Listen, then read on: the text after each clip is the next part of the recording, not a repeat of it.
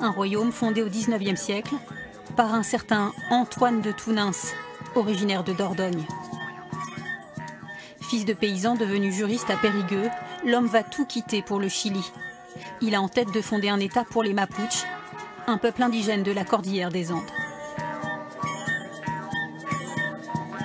Il va se passionner pour un rêve incroyable, celui de Simon Bolivar, qui est l'homme politique d'Amérique du Sud très connu, qui rêvait, lui, de créer les États-Unis d'Amérique latine. Et cette idée va plaire à Antoine. Franc-maçon, Antoine de Tounins va utiliser ses réseaux pour mettre en place des projets, des infrastructures.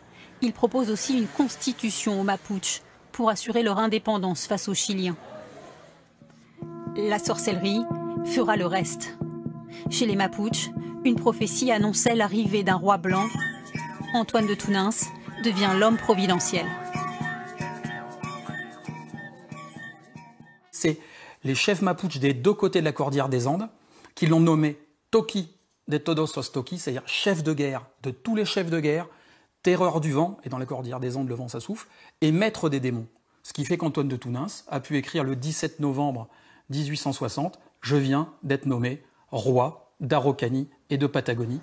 Seulement en France, ce roi fait sourire. Le soutien de Napoléon III arrivera trop tard. La tentative de royaume d'Antoine de Tounins durera 18 ans, mais les Chiliens remportent au final la partie. Le roi meurt ici ruiné en Dordogne en 1878, mais son message demeure encore aujourd'hui. C'est un héros duquel on ne peut que s'inspirer pour les temps modernes difficiles.